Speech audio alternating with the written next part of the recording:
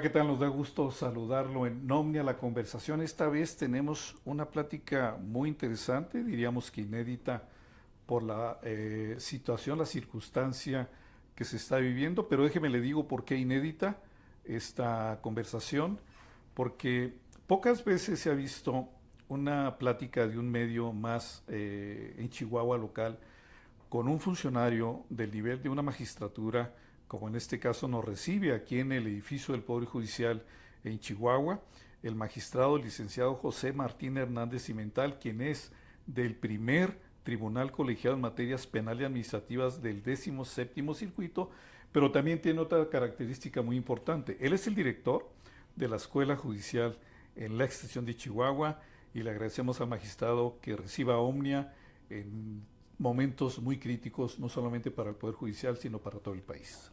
Así es, muchas gracias por la invitación y un gusto estar en este programa y con su auditorio. El gusto es nuestro. Hablábamos de lo inédito, magistrado, porque el Poder Judicial, en una percepción que yo creo que el gobierno y la 4T ha aprovechado definitivamente esta narrativa para mandar una percepción de que el Poder Judicial es un poder muy elitista, muy cerrado, de condiciones propias, incluso de nivel excesivo, en cuanto a lo que ha calificado la 4T y ahora el segundo piso de la cuarta transformación con la presidenta Claudia Sheinbaum, de que es un poder nepotista, corrupto, muy cerrado y muy elitista. Y yo creo que parte de eso, en eso que le comentaba usted antes de iniciar esta conversación, tiene mucho de identidad con el aspecto de que efectivamente el Poder Judicial era caracterizado por la gente, incluso por los medios de comunicación, como impenetrable, muy cerrado, y usted, los magistrados y los funcionarios de este poder, que es muy especial porque maneja las leyes y maneja todo lo que es la ley, la defensa de la ley en México como el tercer poder de una república que es el gobierno mexicano, pues prácticamente muy difícil de entrar. Y ahora estamos platicando con usted, aquí en los intramuros del Poder Judicial, en características donde esto ya está a punto de cambiar para consecuencias que vienen inéditas también y especiales de afectación para este país. En este concepto le agradezco y sin más, vamos a la entrevista, a los temas torales. ¿Cómo está hoy por hoy, cuando se están cumpliendo los tiempos dados por el propio gobierno, por el poder legislativo que lo controla la 4T y ahora está por controlar el Poder Judicial? ¿Cómo está hoy por hoy la situación de crítico que está viviendo el Poder Judicial? Ya se llegaron los momentos en que usted también va a tener que tomar una decisión de declinación, o dónde está la lucha hoy por mantener esta situación en el país. Sí, muchas gracias por la oportunidad de comunicarnos con su auditorio. Normalmente la escuela, por decir así, dentro del Poder Judicial y sobre todo de la Federación, que nos hacemos cargo de, principalmente del juicio de amparo, aunque también tenemos la materia penal, laboral, o sea, en instancia, pero lo principal es el juicio de amparo. Fuimos formados bajo la idea de que nosotros no hablamos sino a través de nuestras sentencias. Y como manejamos información confidencial, entonces solemos ser muy reservados para no dar, no vulnerar esa secrecía de los datos confidenciales de las personas en los juicios. Muchas veces no se necesita decir nombres. Hablar de un juicio en determinadas características, pues sí, por sí mismo da a conocer de quién estamos hablando. Entonces, por eso el ser muy cautos al momento de hablar. En mi caso particular, yo tengo más tiempo en la academia que en el Poder Judicial, o sea, dando clases. Y tengo un poco más de apertura con el foro de abogados. O sea, de hecho, en la mayor parte los conozco porque los he tenido en las universidades, en maestría, en doctorado, en algunos cursos de especialización, aquí mismo, en el entonces Instituto de la Judicatura Federal y ahora la Escuela Federal de Formación Judicial, que en el artículo 100, por ahí del párrafo 16 y 17, viene ahora la Escuela Nacional de Formación Judicial, que ¿Viene o venía con esta situación inicial? viene hasta antes de que se dicte la sentencia. Vamos a ver Porque qué la dice la 4T sentencia. pondera mucho la mediocridad, ¿no? Sí, la Escuela Nacional es obra de las reformas. Ahorita tenemos la Escuela Federal de Formación Judicial, tiene el ámbito federal, pero la Escuela Nacional va a tener que ver inclusive con la formación de los poderes judiciales locales. Y no nada más los poderes judiciales locales, sino también las defensorías, las fiscalías, las policías, los servicios periciales, y luego menciona al último el público en general. Yo digo, o sea, nos va a caer a nosotros. A todo mundo. O sea, todo lo que porque no podemos denunciar nada del gobierno, ¿verdad? Se Sí. afecta absolutamente todo. Por eso la supremacía, en este caso como un superlativo, decir, vamos por todo el gobierno contra lo demás. Y lo Así demás, es. pues somos también la sociedad, ¿no? Así Cuando es un es. tiro en el pie, también comentan, ¿no? Para ellos mismos. Sí, es una carga, se me hace muy, muy pesada presupuestariamente. O sea, hacerse cargo en una escuela nacional de todo ello va a ser una carga presupuestaria muy fuerte. Entonces, esa ha sido nuestra formación.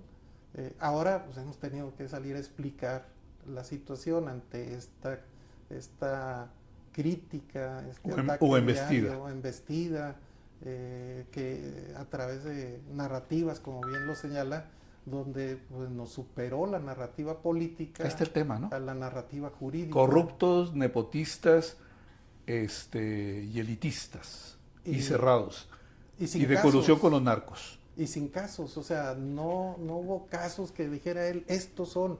Ahora, entraron porque hay representantes del Legislativo y del Ejecutivo en el Consejo de la Judicatura Federal, que es quien nos tiene la vigilancia a todos los titulares y a todo el personal del Poder Judicial. O sea, nosotros hacemos una declaración patrimonial anual, una de inicio cuando entramos, una de conclusión cuando salimos. Están vigilados. Cada 3 meses una lista de cuáles familiares tenemos dentro del Poder Judicial, que ahí sí me gustaría hacer la distinción entre nepotismo y relaciones familiares, porque es muy frecuente que dentro del Poder Judicial haya familiares, pero que se contraen, muchos, que esas son las variables que no aclararon en esta narrativa y que manejaron desde mi muy particular punto de vista una forma muy maquiavélica, en el sentido de decir, este es el porcentaje cerrado, más de la mitad del personal tiene familiares y tanto de titulares. A ver, vamos a ver cada caso concreto. O sea, yo entiendo por nepotismo que yo haga un lugar en mi plantilla de personal para meter a un familiar o intercalar, o sea, o intercambiar puestos. Pero si yo estando dentro, como ha sucedido con mucho del personal, estamos aquí prácticamente 16, 18 horas al día, comienzan a entablar relaciones, etcétera, y si esa persona tiene otro familiar dentro y la otra con quien entabla una relación de pareja y terminan casándose, también tiene otro, pues ya no es una familia de 2, ahora son 4. Entonces todas esas variables no se analizan en esta narrativa que se plantea de una forma alterada para inducir a la opinión.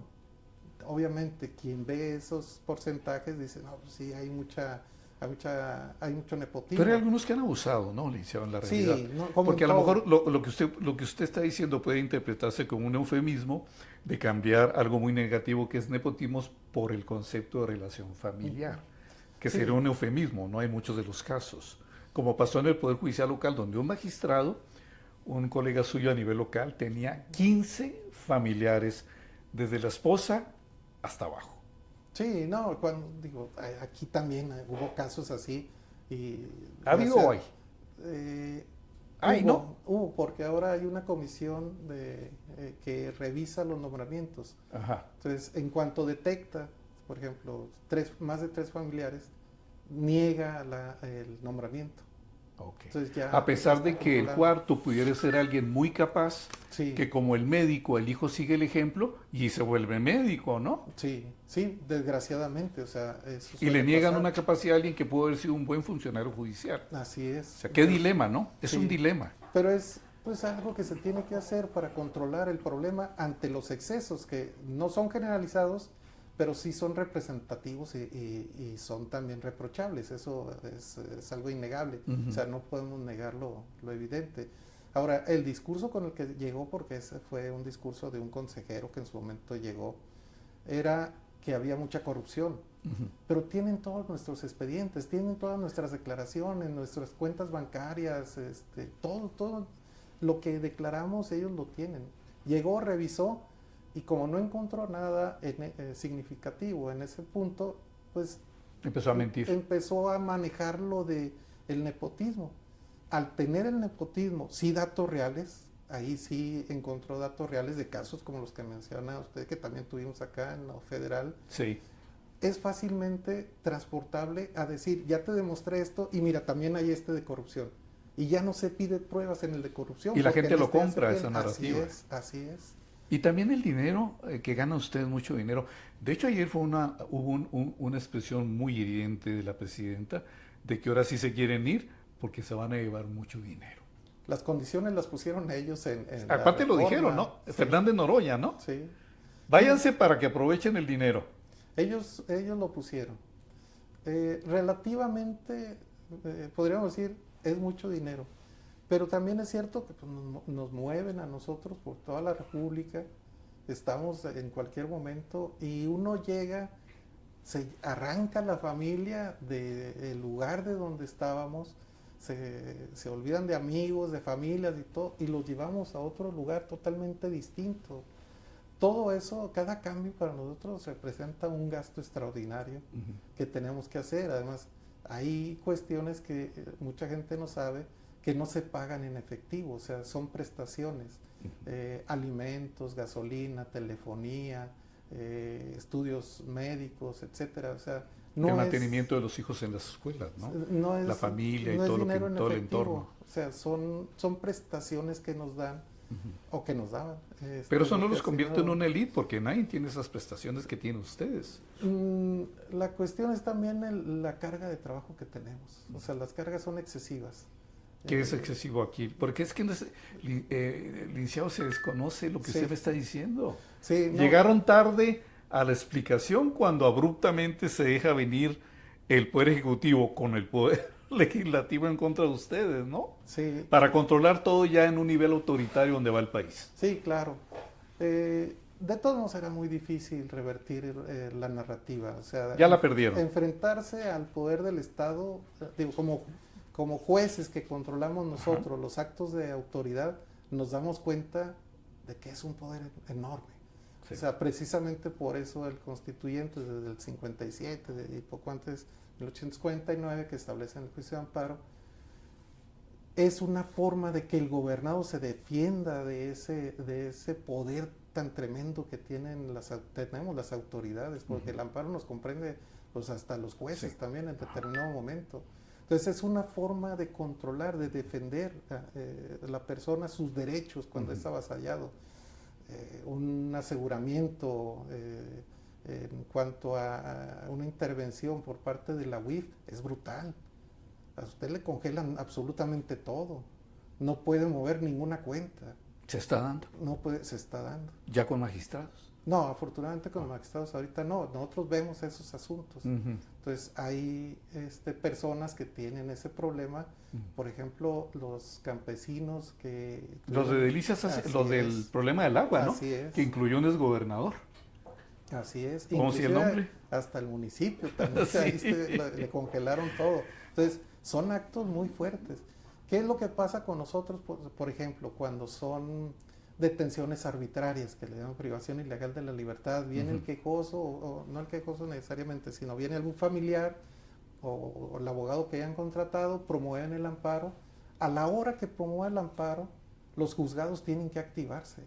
No importa si son las 11, 12, 1, 2, 3, 4, 5 de la mañana, a esa hora entra el secretario de guardia, entra el oficial de guardia, la oficial de partes que recibe, que dan cuenta, viene el juez o la jueza a activar todas las funciones del juzgado para tratar de evitar las consecuencias del acto. O liberar una orden de aprehensión necesaria, ¿no? También, o sea, en materia penal, cuando esos son como jueces de instancia. Sí. Cuando vemos la materia penal hay el oficial de guardia. Una consignación de la carpeta de investigación, solicitan o alguna medida cautelar o una vinculación a proceso. También se activa, o sea, ahí todo el sistema. Y las audiencias, bueno, en materia penal es hábil las 24 horas del día. Entonces, son cargas muy excesivas. En esto de incomunicados... O sea, sí es quitan el sueldo. Sí, cada centavo, yo digo que sí ¿Y de cuánto estamos hablando, Lincia? ¿Cuánto gana? Depende. Nosotros aproximadamente... Digo, porque ahora cada quien puede, Sí, entonces para ver si nos animamos, ¿no? Sí, se pueden... Pues acabó, va a entrar el que sea, ¿no? El carisma ahí. Pues a lo mejor me gusta su silla. Nomás dígame cuánto es el billete, a ver si le entramos. Aproximadamente 198 menos los impuestos. Y más seguros de vida. No, se comprende todo. Eso lo paga, o tienen ISSSTE. Tenemos ISSSTE también, pero tenemos un seguro de gastos médicos mayores, que es el básico, el que viene comprendido en las prestaciones. Vehículos, lo que decía el gobierno. Y adicional lo pagamos nosotros. Vehículos de lujo. No. Audis. Vehículos no se nos dan. Hay algunos vehículos... No, pues compénsame de entrarle. Y a los de Omnia. Algunos vehículos que no son de 190,000 pesos, nos está llamando la atención por ser ignorantes del derecho y entrarle, no se oye mal, ¿eh? Sí, o sea, menos los impuestos y que ahorita, bueno, pues ya está el tope, que ya se bajaron los ministros el sueldo, que quedaría más o menos como en 90 ahora el juez y magistrado, menos los impuestos. Porque no pueden ganar más que la presidenta de la República. Así es, quedaría por ahí de 60. 90,000 pesos. Que menos los impuestos, que es el 30%, que esa reforma fue de Calderón, no fue de ahorita. Sí, ajá. Y también la sacudida que dio en su momento con la judicatura Ernesto Zedillo, ¿no? Sí, ahí fue con los ministros. Que decían, uno de los argumentos que se maneja ahorita para esta reforma decía, es que Zedillo hizo lo mismo, quitó a todos y nadie dijo nada. No, no quitó a todos. O sea, supuestamente hubo una negociación y se quedaron quienes se quisieron quedar y no tenían problemas, que fueron el ministro Mariano Azuela y don Juan Díaz Romero. O sea, no es cierto que salieron todos. Ellos continuaron y se nombraron nuevos ministros. Y fue una reforma no en estos términos, o sea, una reforma ciega a quitar a todos, sino fue una reforma que... Una revancha. Esta ahora. Esta de ahora. Sí. La de Zedillo no. Pues ¿por qué le hicieron a López Obrador? Si ustedes estaban a la par y en consecuencia, es un traidor Saldívar. Pues él decidió tomar otro camino, o sea, pero ya en el gesto atípico. en el gesto que hace Norma Piña, cuando Saldívar dice está corrompido el Poder Judicial. Oye, pero si tú fuiste presidente del Poder Judicial, ¿no te diste cuenta en los años en que fuiste presidente y te ibas a reelegir en la malograda acción que tuvo el Ejecutivo para lograr eso? Sí. ¿No lo califican como el gran traidor dentro del contexto del ataque al Poder Judicial? Lo que pasa es que nosotros siempre damos argumentos, o sea, evitamos términos así muy llanos y que pero ahorita están simples. En el extremo, licenciado. Ya esto ya se acabó para ahorita, ustedes. Ahorita se puede hablar de lo que ustedes tienen en sentimiento, ya no tan legal ni técnico, ¿no? Sí. A mí no se me haría así tanto el término de traidor, sino simple y sencillamente como jurista no comprende uno. Él hizo una reforma que le llamó, que era la reforma que necesitaba el Poder Judicial en 2000. Entró en marzo del 2021 esa reforma. Sí es cierto, sentó una base, por ejemplo, la equidad de género, que no estaba dentro de los principios de la carrera judicial. Él lo incluyó en rango constitucional. Y lo de los centros penitenciarios, que incluso fue, ¿verdad? Con las mujeres. Sí, manejar la equidad de género, los protocolos para las cuestiones de las minorías. Por eso no sé, eso es lo que no entendemos ahorita, o sea, que queremos entender qué fue lo que pasó de todo eso que... Un caballo de Troya la 4T en el Poder Judicial. Pues es que no fueron tan malas las reformas, o sea, a eso me refiero. Lo que mencionamos ahorita de los controles, esto del nepotismo, él dijo, bueno, o sea, este es un problema que tenemos y que nos están criticando. ¿Qué vamos a hacer? Vamos a hacer un comité de ética. Y ese comité de ética va a evitar ese nepotismo. Un candado. Todos los nombramientos van a pasar por ahí. Los que ya estén, no se van a quitar. Vamos a ir revisando. Hay elementos que él mismo mencionaba, familias que decían, mire, fulano es magistrado, su hijo es ahorita juez de distrito, pasó los estándares que pasan todos, que son muy estrictos.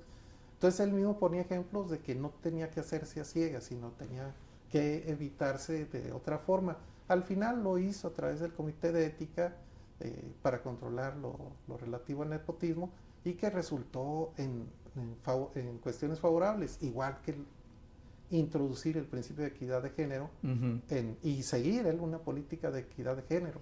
Entonces, ahora escucha uno el discurso de él totalmente contrario a lo que dijo entonces. O sea, él era un enemigo de que el juez o magistrado fuera de elección. Están los videos. Y ahí están los videos. Está muy claro, o sea, no es una especulación. Ahora dice lo contrario. Él siempre mencionó que había que escuchar a las urnas en las votaciones y que si las votaciones decían... Ahora no podemos decir que ese haya sido un objetivo específico de la votación. Es más, se dice, es que la mayoría no lo pidió. No es cierto, la mayoría es artificial en el Senado. En el Senado no obtuvieron la mayoría. Así es. O sea, tuvieron Fue una de las maniobras más deleznables, y no lo digo yo, es la realidad, en la historia de las acciones políticas de este país. Así es. O sea, con traidores como Yunes, la maniobra de Barreda en el MC, los paleros del PRI del PRD, y la mediocridad del PAN, ¿no? Oposición pues ya no hay.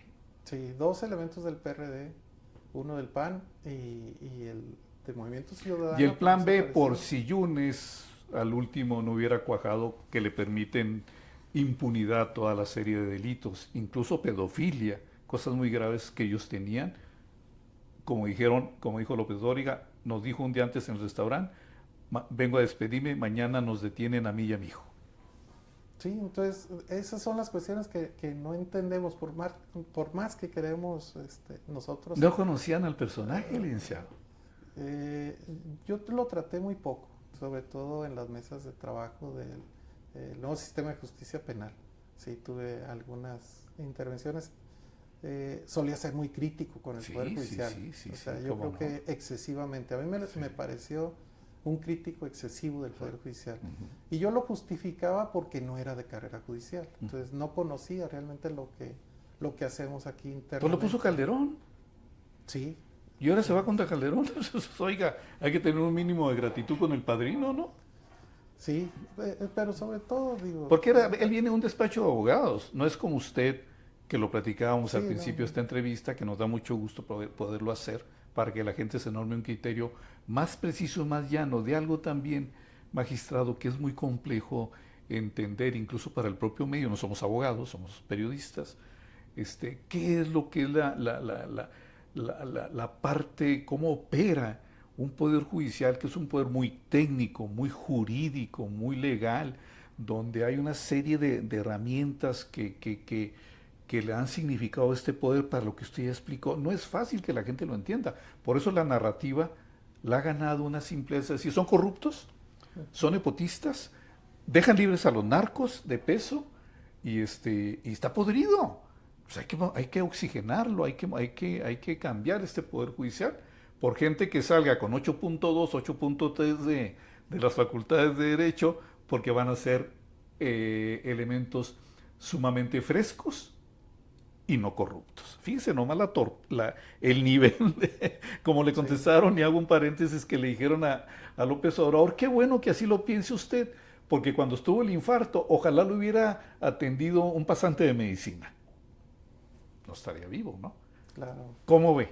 Sí, la mayoría de la gente realmente no sabe nuestra función. No lo sabe. Y yo les digo a quienes se han acercado, medios de comunicación, periodistas, tenemos una maldición en el nombre, Poder Judicial Federal, y en cuanto escuchan judicial, lo asocian con policía. Sí. Entonces, no. Aquí, con la policía judicial, ¿no? Sí, así es. Que esa sí está canija, está podridota. En su momento, digo, pues eran de terror en aquel entonces.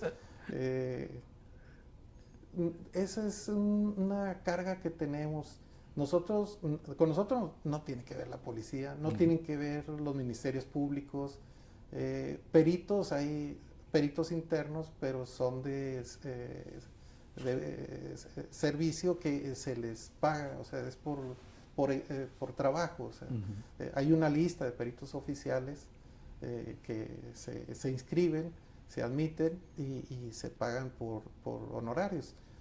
Pero esencialmente aquí lo que hacemos nosotros, que era lo que le decía al inicio, el 80% es revisar y ver los juicios de amparo. Los juicios de amparo son la protección que tiene el ciudadano para venir y reclamarle a una autoridad un acto que le está haciendo lesivo. A partir de la reforma de 1994, que entró en vigor en 1995, la lamentada reforma Zedillo, cambió totalmente esto. ¿Por qué? Porque nosotros ya nos habíamos sometido a tratados internacionales, en su momento a la Corte Interamericana de Derechos Humanos, y nos exigía una independencia judicial dentro de un Estado democrático, o sea, en el contexto de poder realizar tratados internacionales, tanto con Estados Unidos, Canadá y Europa, tienen una cláusula, sobre todo los europeos, que le llaman cláusula democrática. Cualquier país europeo, para celebrar un tratado comercial, de asistencia científica o de cualquier otra índole, le llaman ellos cláusula democrática. Esa cláusula surge en ellos a partir de que en los años 60 en Sudáfrica existía el apartheid. El apartheid era una forma de discriminación donde los únicos que tenían derechos, o sea, derechos a tener propiedad, los blancos, eran los blancos. La mayor parte de la población, que era de las etnias africanas, no tenían derechos. La ONU condena ese sistema del apartheid, pero no pasa nada. Todos los países y las empresas transnacionales siguen haciendo negocios con las empresas que Sudáfrica, rica en recursos naturales, seguía haciendo negocios con Sudáfrica. Entonces lo que hace la ONU es nombrar embajadores que promuevan que pues, ese sistema es retrógrado y debe suprimirse. Además ya fue condenado por la ONU, pero ni siquiera así se quita. Sin embargo, los consumidores europeos y norteamericanos se organizan y comienzan a boicotear las empresas, cualquier empresa que tenga intereses en Sudáfrica. Entonces decían, tal marca tiene este negocio en Sudáfrica, y el consumidor dejaba de consumir los productos de esa empresa. Operó el boicot bien. Operó también que pues, en muchos de esos negocios tenían que ver inclusive esa minoría blanca sudafricana, y ellos hicieron un plebiscito para ver si quitaban el apartheid. El plebiscito obviamente lo hicieron nada más entre blancos, o sea, no participó las etnias africanas.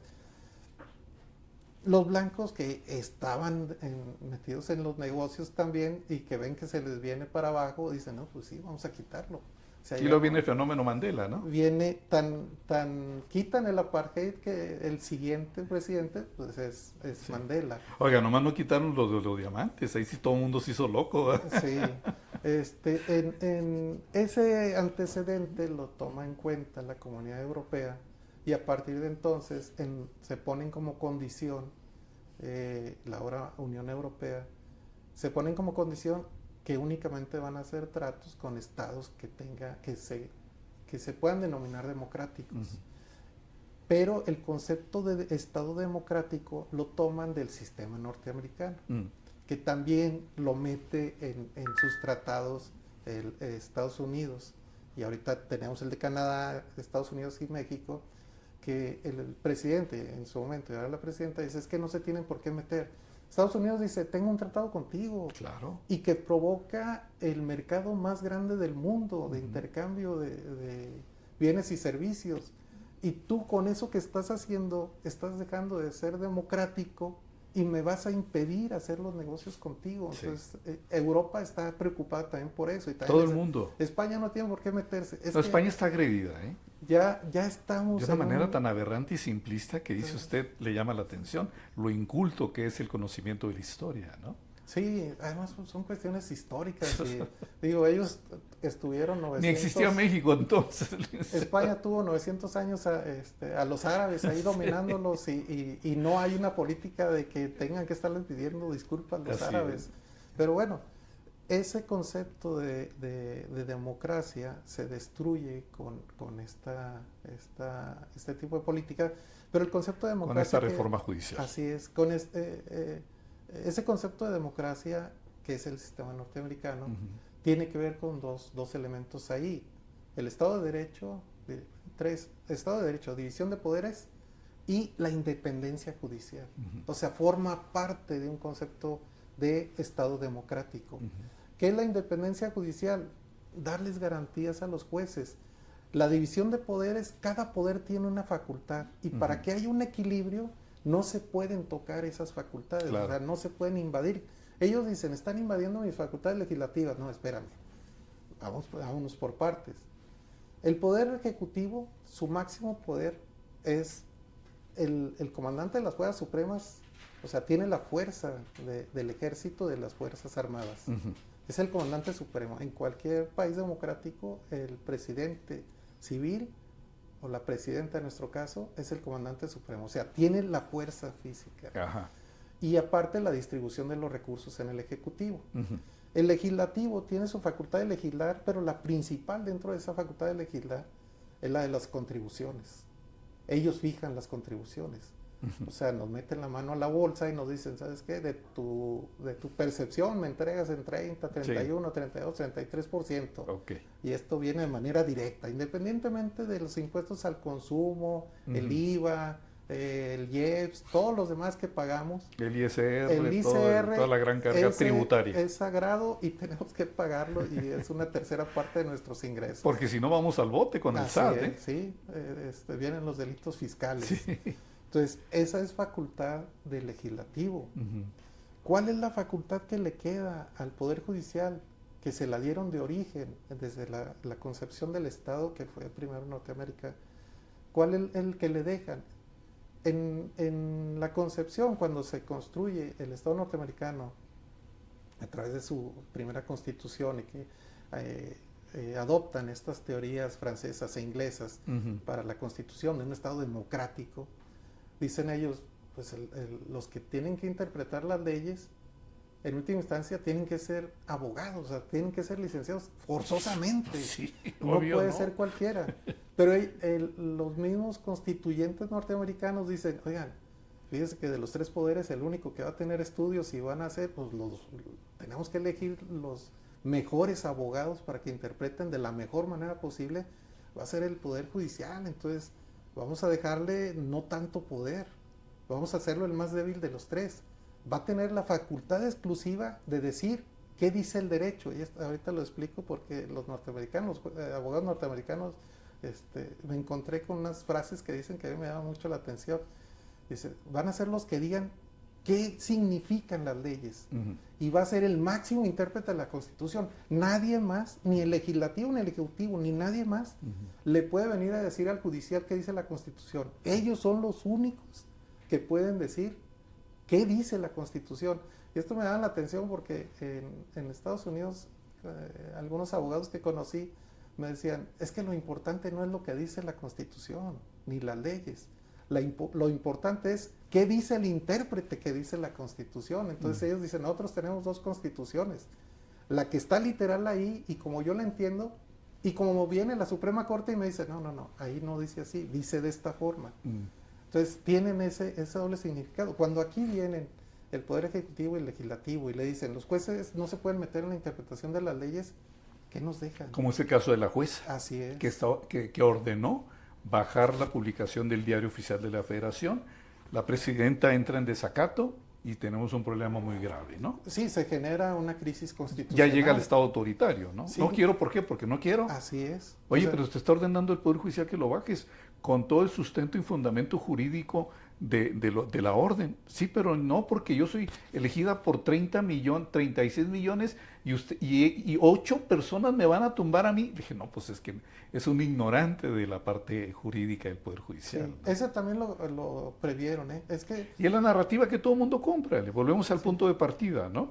Es increíble que esas narrativas nos lleven a sistemas que existían hace más de 200 años. Es una parte retrógrada, una regresión. O sea, dicen... Ni con Echeverría, que ahorita lo platicábamos, ¿no? Decían, es una regresión de hace 30 años. Le digo, no.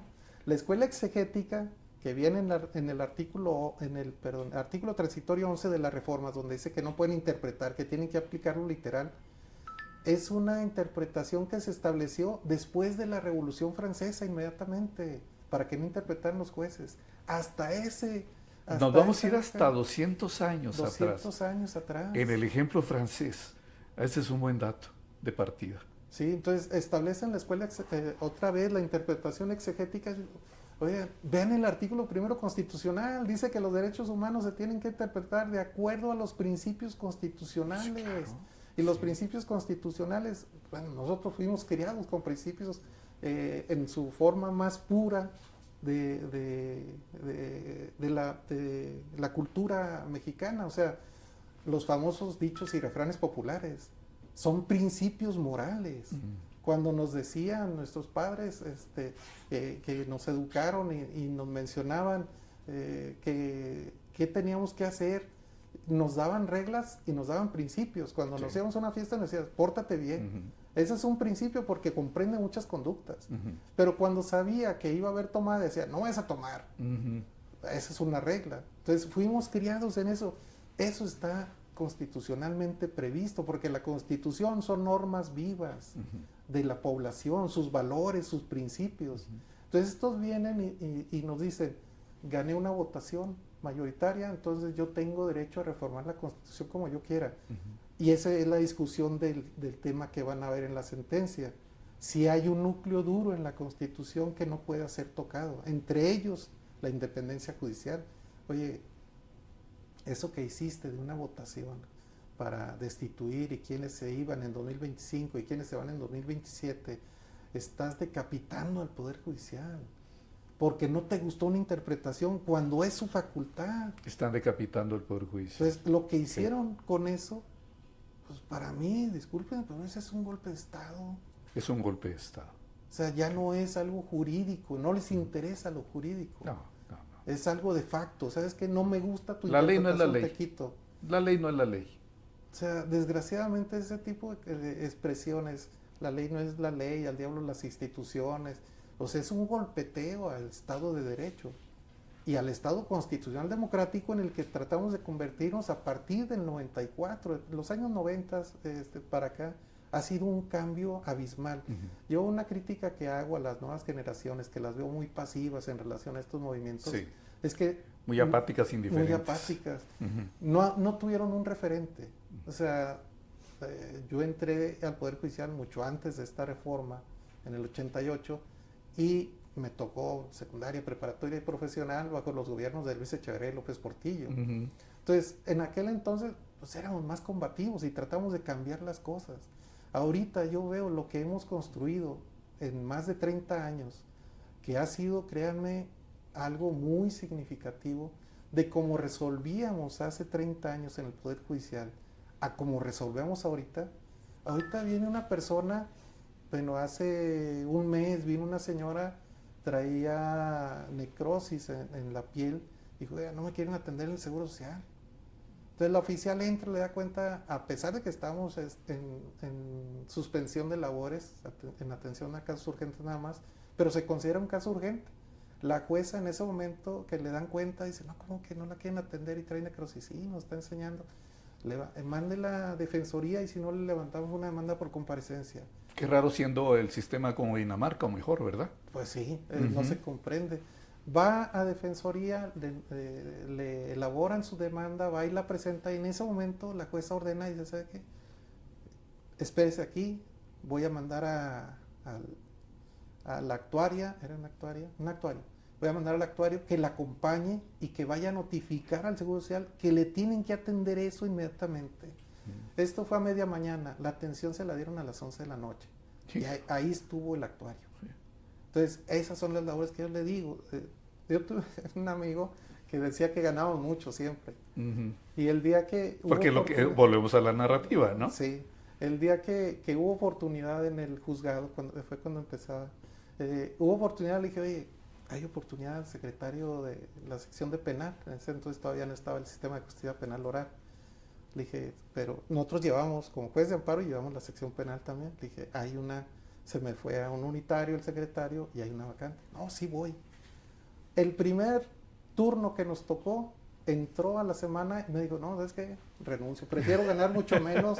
Dijo, no sé a qué hora se gastan ustedes el dinero, porque las consignaciones nos llegaban a la hora que fuera y a esa hora teníamos que ponernos a trabajar dentro del término de 48 horas tomar la declaración preparatoria de la persona que había sido detenida y consignada, y dentro de las 72 horas teníamos que resolver. O sea, después de su declaración teníamos 24 horas nada más para resolver. Ahorita los plazos son inclusive por horas en los de delincuencia organizada. Hay órdenes, medidas cautelares que tienen que dictar en 8 o 12 horas. Entonces, a la hora que sea, y hay asuntos muy complejos. De narcos muy prominentes. Sí, ¿no? Y sobre todo, por ejemplo, intervenciones, sustracción de información de un celular, son medidas intrusivas muy fuertes. Nuestro celular se ha convertido pues en nuestro confesor, o sea, tenemos toda nuestra vida en un celular. Sí. Entonces la Corte ha revestido de una serie de garantías la protección de nuestra información, de tal manera que el juez de control que dicta las medidas tiene que ser muy cauto en la invasión que va a hacer, tiene que haber elementos suficientes, y eso lleva tiempo estudiar. Entonces, toda esa especialidad que hemos adquirido no ha sido de que llegamos aquí, nos sentamos y ya. O sea, yo tengo maestría, tengo doctorado y tengo estudios en el extranjero. Y tiene toda una vida en el Poder Judicial. Toda una vida de experiencia. En su momento, los jefes que tuve, yo aquí tuve como jefa a una gran jurista, que la licenciada Belina Morales Guzmán, originaria de Ciudad Juárez, era juez de distrito aquí, juez tercero de distrito. Ella me enseñó muchísimo, se sabía todo el movimiento del juzgado. Entonces me puso primero en la sección de penal, luego me cambió a la de amparo y me enseñó todo. A mí cuando llegué lo fue guiando juez, en su formación. Sí, entonces eso es lo que hace uno como titular. O sea, en su momento lo recibimos, estuvimos a disposición. Yo les digo a los muchachos, a los compañeros y compañeras en los cursos, que hay una autoexplotación. O sea, nosotros nos explotamos aquí, pero estamos muy convencidos y estamos orgullosos de eso. O sea, y les apasiona la carrera, ¿no? Y somos apasionados. O sea, no hay otra forma de sobrevivir en esto. Pues ¿qué va a venir? Vamos a hacer una pausa en esta primera parte de esta muy interesante, inédita entrevista con un magistrado aquí en Chihuahua del Poder Judicial en las condiciones y circunstancias que estamos viviendo, y como siempre la utilidad que puede tener el ejercicio periodístico con desafíos como nunca los habíamos tenido, porque también hay una agresión permanente contra los medios, los que todavía pretendemos decir las cosas en torno a realidades y consecuencias. Yo creo que este es un ejercicio muy interesante con el magistrado que hoy nos recibe en sus oficinas para hablar de este y otros temas que van a venir también en la segunda parte. Continúen entonces con nosotros desde el Poder Judicial en esta conversación. Seguimos con la segunda parte.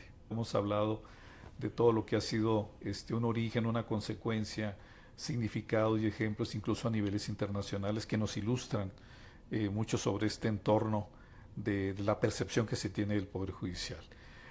Vámonos ahora a la materia donde ahorita está la médula del conflicto. Se está criticando mucho.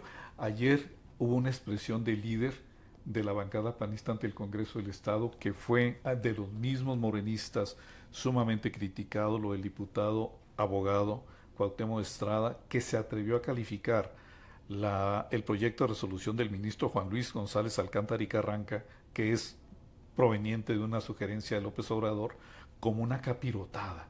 O sea, ese es el nivel que se tiene en reacciones contra esto. Se lo comento a nivel de esa expresión, pero también se lo vuelvo a preguntar para complementarle. ¿Qué le parece a usted el proyecto de resolución del ministro Juan Luis González Alcántara y Carranca, que es donde la 4T teme que las dimensiones de este proyecto pudieran tener realmente un efecto positivo para la lucha del Poder Judicial? Sí, el proyecto resuelve acciones de inconstitucionalidad que promovieron el PRI, el PAN, Movimiento Ciudadano y algunos legisladores creo que de Zacatecas y los independientes, ¿no? Sí, y no me acuerdo otro organismo de Coahuila. Okay. Entonces se acumularon para resolverse en un solo proyecto. La sentencia es muy técnica, o sea, son cuestiones, sí tienen explicación, se pueden simplificar, pero al momento de tratarse se tiene que tratar técnicamente. ¿Usted la conoce ya? Sí, sí la Okay. conozco. Okay. El proyecto fue publicado como lo hacen la mayor parte de los ministros de la Suprema Corte y fue publicado. Ya lo hemos leído, hemos estudiado algunas partes, sobre todo porque trata algunos temas que para mí fueron tema de mi tesis de doctorado. Entonces tengo un poco avanzado ese estudio.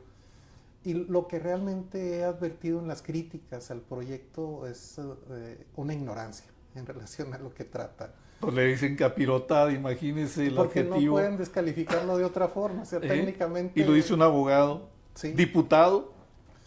Cuando traté de explicárselos en un congreso que esta figura y que era el tema central, porque es lo que se planteó desde inicio del problema. Aquí nada más está ya ahora plasmando en un medio de defensa de la Constitución que se hace cargo el Poder Judicial, en este caso la Suprema Corte, que son las acciones de inconstitucionalidad. Dentro del derecho procesal constitucional tiene medios para proteger a la Constitución en su parte de derechos humanos, que es el juicio de amparo, y en su parte que le llaman orgánica, que es la que se refiere a la creación de los órganos de Estado, las relaciones entre ellos, etc. En la parte orgánica, en el 105, están dos acciones: acciones de inconstitucionalidad y controversias constitucionales. Que las quieren matar. Que quieren reformar para que no pueda revisar reformas constitucionales. Que todo lo que venga del Ejecutivo pase. Así es, o sea, como si el legislador no se equivocara. Y bueno, pues si no leyeron la reforma. Vio el ejercicio de los diputados que hicieron varios medios, hoy muy satanizados.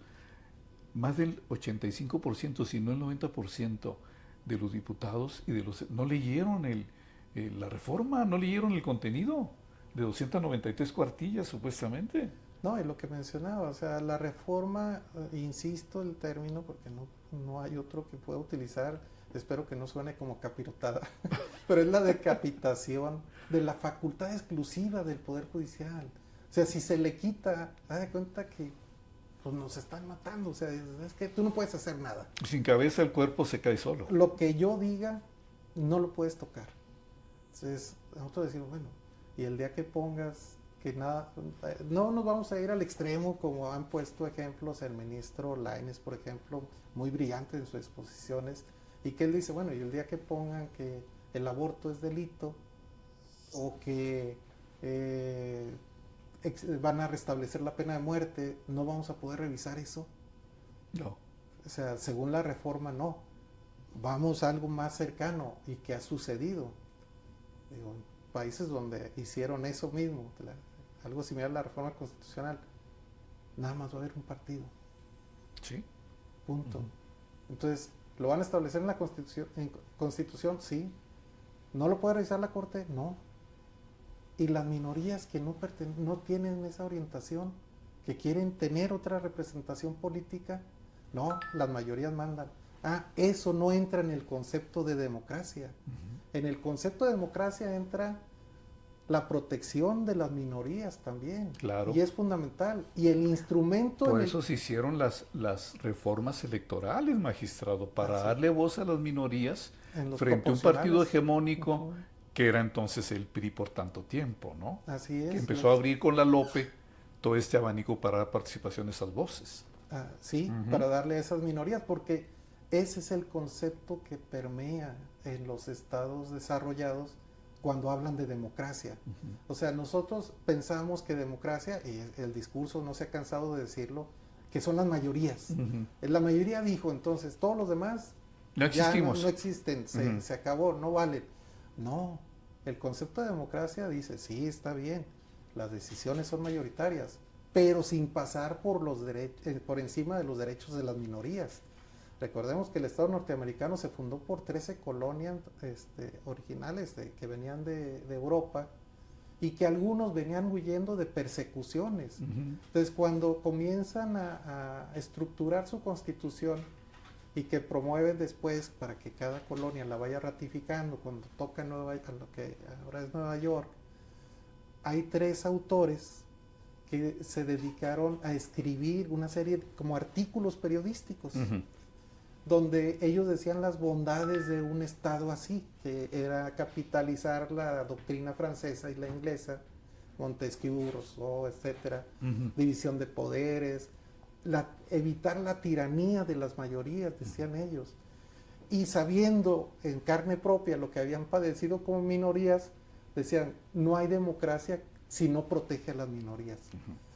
Y la protección a las minorías tiene que ser con un instrumento que las minorías quieran utilizar. No vengas tú, Estado protector, a decir, yo te voy a proteger, no te preocupes, de aquí en adelante yo te voy a proteger. No me importa, yo me quiero proteger por mí mismo y quiero un instrumento. Entre ellos, bueno, fue el control de constitucionalidad que promovieron en su momento ante la Suprema Corte, la Corte Suprema de Estados Unidos. En nosotros es el juicio de amparo, es el instrumento de defensa. Cuando vienen y ahora dicen, vamos a hacer reformas para que no proceda el amparo contra leyes, para que no proceda el amparo con términos generales, para que no tenga la suspensión del juicio, de la ejecución de las leyes en el juicio de amparo. Oye, pues si estás emitiendo una ley que a mí me prohíbe ser periodista porque tengo que ser afín a la ideología del Estado, yo quiero tener un instrumento para yo irme y protegerme directamente, no esperarme a tu buena voluntad. Por muy bueno que sea el gobierno en turno y sean las hermanitas de la caridad y tengan la mayor buena intención del mundo, yo como gobernado debo tener derecho a tener un instrumento directo. Y para esto no quiero jueces oficialistas, quiero jueces y magistrados independientes que tengan una formación por sí mismos, que es lo que se generó a partir de Zedillo. El mérito de la reforma Zedillo fue esa. Es decir, ¿saben qué? Está bien, vamos a cambiar a la cabeza que son los ministros, se fueron jubilados, negociaron, se quedaron quienes se querían quedar, que repito, fueron Mariano Azuela y don Juan Díaz Romero, continuaron y los nuevos ministros entraron con la consigna de darle independencia a los jueces. ¿Saben qué? Olvídense de que el ministro les habla o que hay una sugerencia o ahora la jurisprudencia. A partir del 94 la formación de los jueces federales, jueces y magistrados federales, fue la libertad. Cada quien experimentamos de la manera que quisimos las libertades y hemos concedido amparos. Es una lástima esta reforma si se queda, porque la formación, por ejemplo, hablo de mis compañeros y compañeras aquí en el circuito que son con quienes convivo y veo sus resoluciones, pero que muchas son originarias de aquí de Chihuahua. Las juezas y los jueces tienen un alto nivel, o sea, somos de los circuitos que más concede amparo de todo tipo de protección de derechos humanos. En el país. En el país. Chihuahua. Así es. Luego se la comparto, hay una clase que graban del maestro Gabriel Regino y está dando una clase a través de videoconferencia de la UNAM. Y él dice, si quieren buscar en materia de jurisprudencia lo más avanzado, vean el mejor circuito del país. Él dice del mundo mundial, el mejor circuito del mundo mundial, el 17º de Chihuahua. Ah, mire. Porque ya ven, no sabíamos muchas cosas. Mucha gente no lo ve. Pues que no sabíamos. O sea, tienen un sistema, no nada más justicia, aquí sí hay que reconocerlo y yo se los he dicho, no nada más justicia federal, que es, en serio, me gustaría que algún día tuvieran una entrevista con las juezas locales. ¿Lo hacemos? Para que vean la calidad de sus resoluciones y que lo hagan a través de narrativas para que sean más y llanas simples. Para poderle entender, Así es. como usted lo está haciendo. Así no es. somos abogados. Pero también los locales tienen una alta calidad. A mí me tocó estar... Sus hermanos menores del Tribunal Poder Judicial Local. Oiga, acabamos de entrevistar a la presidenta, ¿no vio la entrevista? Sí, me la comparto. Coincido mucho con lo que usted está diciendo. Sí, no, es que van muy avanzados. Yo lo he dicho y lo he mencionado muchas veces. Haga de cuenta que Chihuahua en materia de justicia es un laboratorio social. O sea, aquí entran primero las reformas que en cualquier otro lado. Como ha sido Chihuahua vanguardista en los cambios sociales y políticos de todo el país en su historia, ¿no? Así es. Es una sociedad, digo, yo no soy originario de aquí.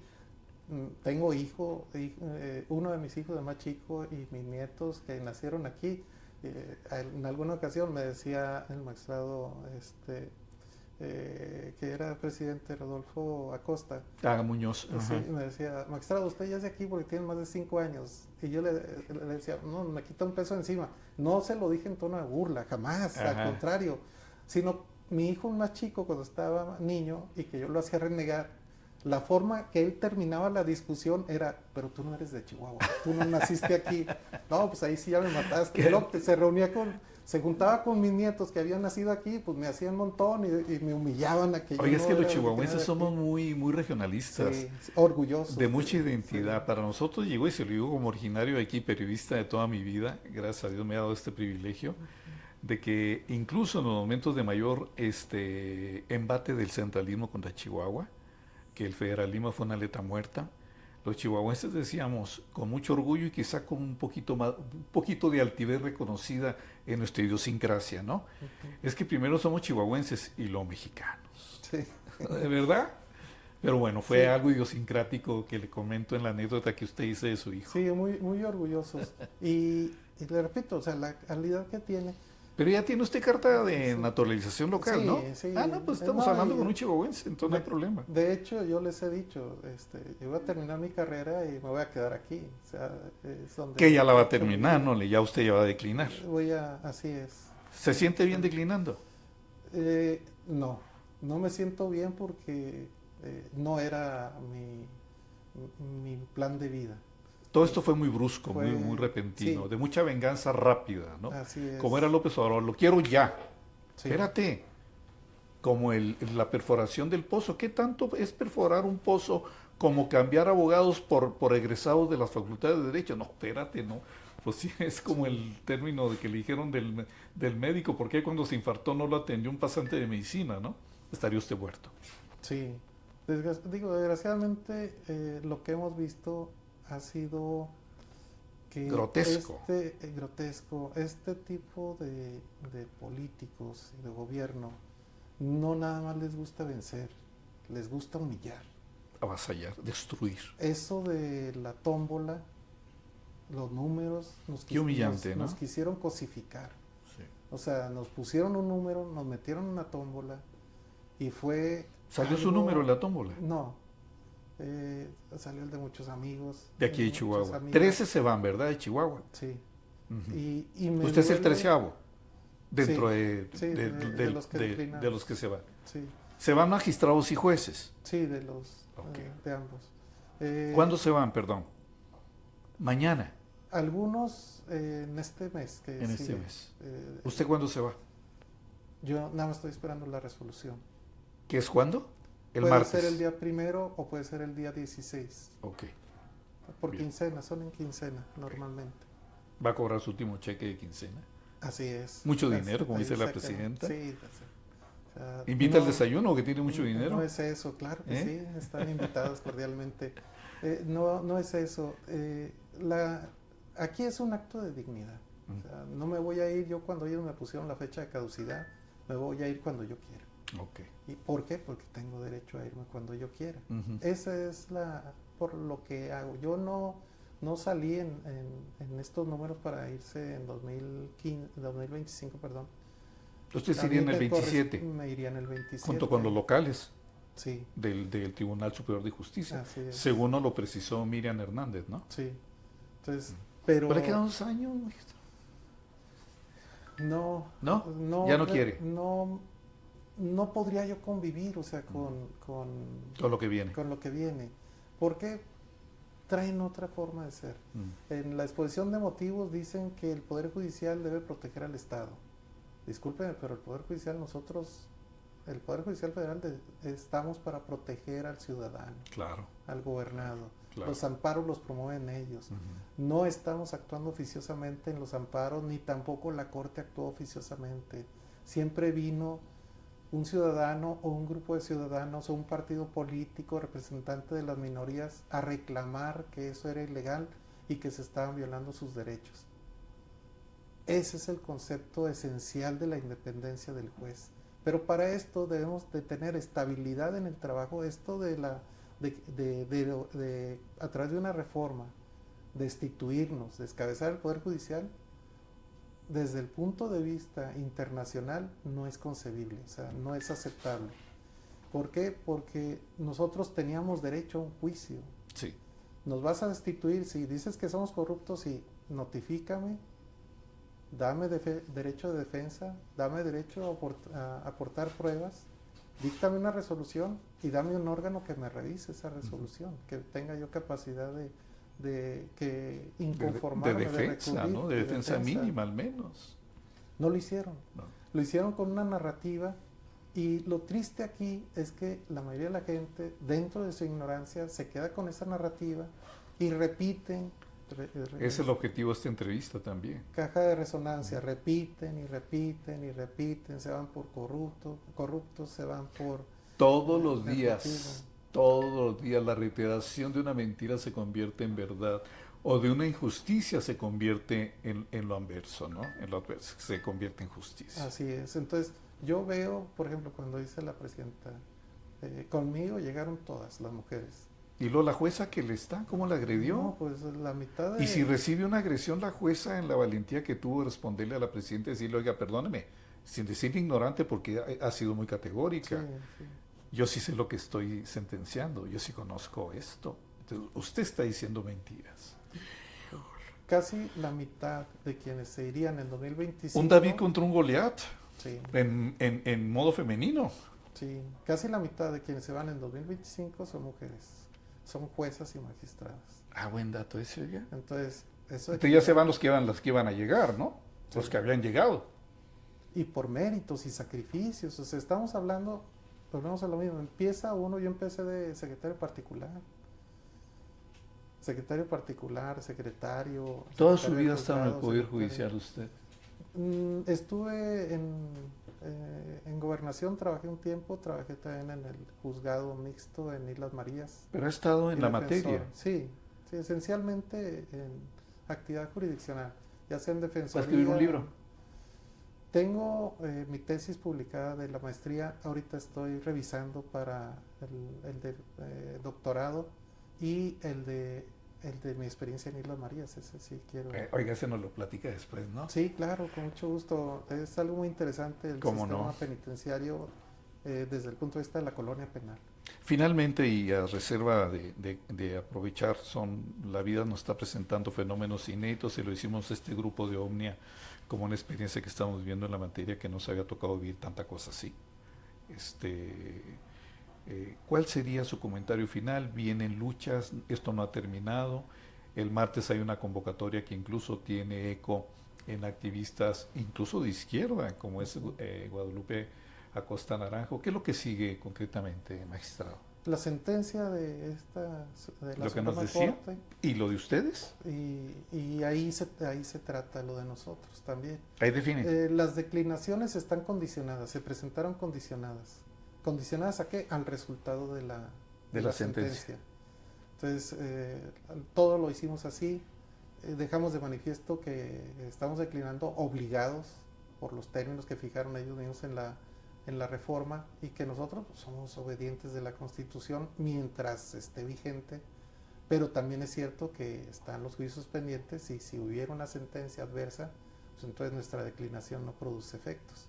Okay. La sentencia está... Todavía una lucecita, ¿cree? Sí. Porque ya la presidenta dijo, va y va el 1 de junio del próximo año. Va. El problema sería... El desacato total. Una crisis muy fuerte. Cuando pudiera apelar, que es la obligación de ella una situación así, no apela sino desacata.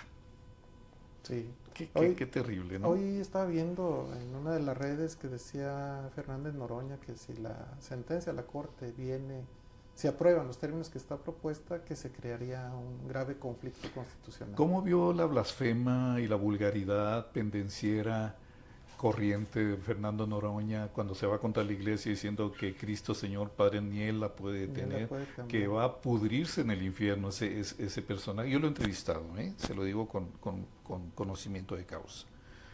Y también que los artículos transitorios que ustedes han criticado en este entramado que estamos platicando, magistrado, es un transitorio, un artículo pedorro. Fíjese nomás el nivel de lenguaje que se tiene en los personajes centrales, como este que es presidente del Senado, y el tipo de idioma y lenguaje tan lamentable que están teniendo frente a la categoría que se debe tener, porque finalmente mucha gente ignora que hablar del gobierno de México es hablar de los tres poderes, no del Ejecutivo. El gobierno de México es el Ejecutivo, el Legislativo y el Judicial, y parece ser que nomás fueran dos, y que el Judicial es el gran enemigo que no pertenece a la República, al gobierno mexicano.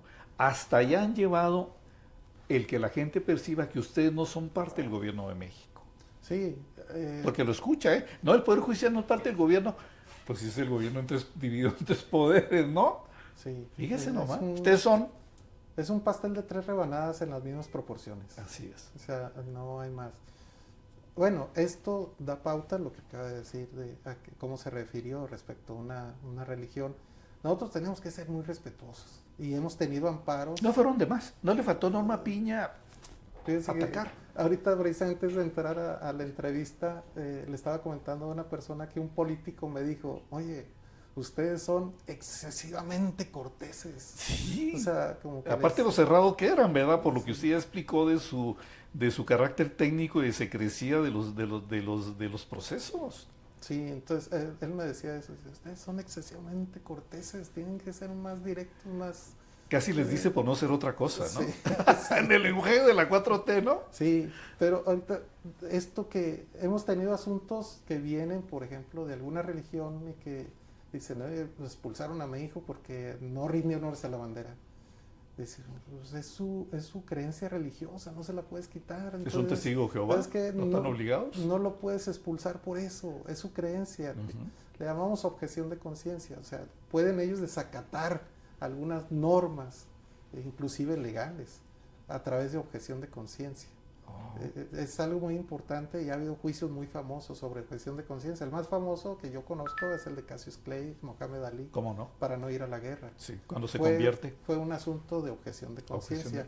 Hemos tenido nosotros aquí, tuvimos, los de materia civil conocieron de una menor que no la transfundían y tenía leucemia y necesitaba la transfusión para el tratamiento. Y ese fue el tema del juicio ante el juzgado de distrito, ante el tribunal colegiado, pero ese asunto se lo llevó la Suprema Corte y resolvieron en favor de los derechos de la niñez. Yo les he dicho, esta reforma no podemos revertirla, aún con la sentencia de la Corte, si continúan con esta actitud reticente, si la sociedad no nos apoya. No por apoyar a nosotros, sino por apoyar sus derechos, porque hoy somos nosotros, pero al quitarles su instrumento el día de mañana, que venga una expropiación y les quiten las concesiones o les quite la propiedad privada o se imponga, se quite, se prohíba determinada religión con estas expresiones o hagan este tipo de ofensas y no puedan reclamarle y decirle, oye, me estás ofendiendo mi religión, entonces yo voy con un juez de amparo para que te obligue a que dejes de hacer esas expresiones, porque este tipo de autoritarismo es espiral. Sí. O sea, va comprendiendo cada vez más hasta que no hay nada fuera de él.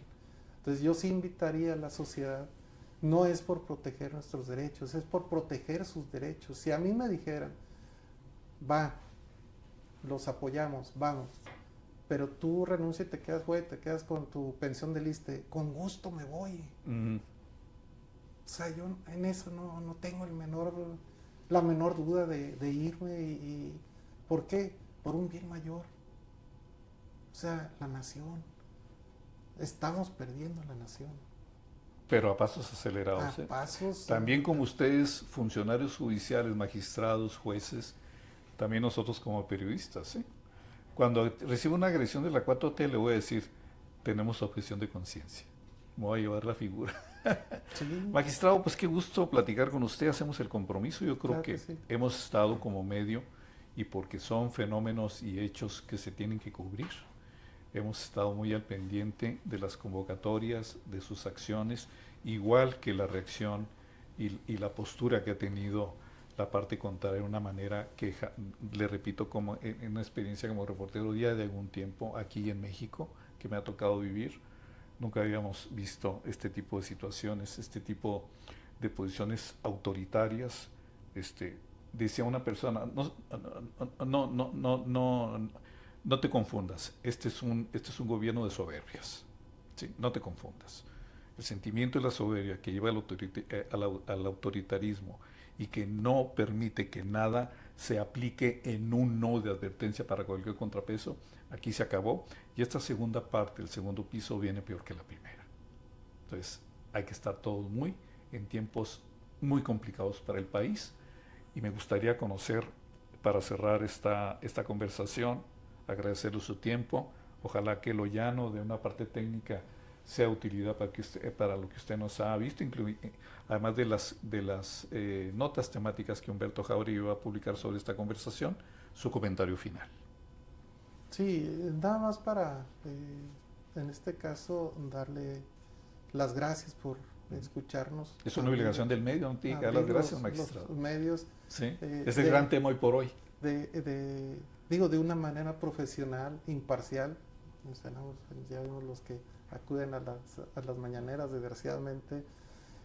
Pues paleros, eso no son periodistas, con todo respeto, como ellos mismos no son periodistas. Y hacer énfasis en que créanme que el juicio de amparo, como lo tienen aquí en Chihuahua, se ha diseñado y ha costado mucho esfuerzo y es algo que tiene que cuidar la sociedad porque es de ellos, no es de nosotros, es de ellos. Oficiales de mantenimiento, oficiales judiciales, actuarios, secretarios, titulares, juezas, jueces, magistrados, magistradas, defensores en su caso, asesores jurídicos que son gratuitos totalmente. Todos están para la protección de la sociedad y todos, créanme que desquitamos y desquitan, no voy a excluir, desquitan cada centavo que ganan. Por mucho que digan que es un dineral para quien no trabaja, lo que trabajan aquí en el 16, 18 horas diarias reales.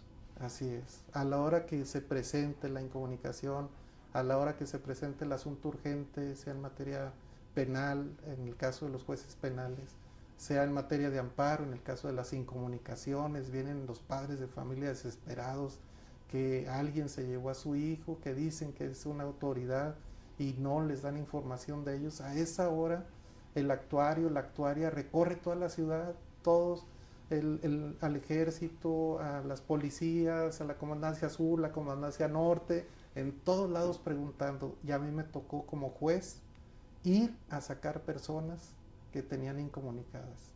Entonces, ahorita desgraciadamente la situación no está para hacer lo mismo, porque en una de esas ahí se queda una barbaridad con este ataque del Estado contra sí mismo. Es un ataque del Estado contra sí mismo. Por lo que decíamos del gobierno en tres poderes, es contra sí mismo. Entonces le agradezco. Es un harakiri, ¿no? Sí, o sea, son tres que tienen que funcionar de manera equilibrada y sin embargo 2 están avasallando. Por eso le digo, la percepción es esa, 2 contra 1 que no existe en el gobierno de México. Ahí han llevado la situación. Gracias porque este tipo de entrevistas y de noticias de ustedes, los medios imparciales, nos visibiliza. Pero aparte, nosotros que somos periodistas, que tenemos carreras de letras en la universidad, como usted fue la de Derecho, pues nos sirve mucho para ilustrarnos. Lo he escuchado con mucha atención y se lleva un referente para poder hablar mejor del tema. El periodista necesita eso para poder escribir. Y en nombre del equipo de Omnia, de Humberto Jauregui, coordinador de Eber Armendáriz en las cámaras, de Edgar Payán en la producción, le agradecemos y yo nos comprometeríamos a que los siguientes días en este cronograma muy intenso, seguir en contacto con usted, y se me está ocurriendo una idea de estar oyendo al magistrado de este reconocimiento que tiene Chihuahua de ser el primer lugar en esta materia reconocida a nivel nacional y por abogados tan destacados como el maestro de la UNAM, hacer una mesa redonda con sus contrapartes, con sus colegas, y hacer un ejercicio más interactivo. Cuando usted lo indique, nosotros regresamos al Poder Judicial para hacerlo. ¿Qué le parece? Que participen las juezas que usted ha mencionado a lo largo de la entrevista, que den su testimonio, su parte de vida, porque la elocuencia en un individuo dice muchas cosas de lo que es, y en esta parte de la institución. Y de nueva cuenta, gracias por recibir a Omnia. No, gracias a usted. Y créanme, me refiero mucho a las juezas por la sensibilidad que tienen excepcional. Sí, todos tratamos, desde luego, pero creo que en este sentido como género, uno como hombre es un poco más frío. Y ellas la narrativa que hacen es más sensible. Entonces creo que tienen una sensibilidad, una percepción más a flor de piel. Y escucharlas en sus narrativas es muy emocionante. Yo he aprendido muchísimo de mis compañeros. Organícelo. Claro que sí. Y ya estamos frente a las cámaras con Claro este que compromiso. sí. Usted nos avisa, independientemente de la agenda que tienen diaria, que ha cubierto muy bien Humberto y el equipo de Omnia, permanente y puntualmente. Usted nos dice y regresamos aquí para hacer ese ejercicio. Con mucho gusto serán bienvenidos. Muy bien. Pues muchas gracias por esta atención que ha tenido usted para esta conversación tan interesante.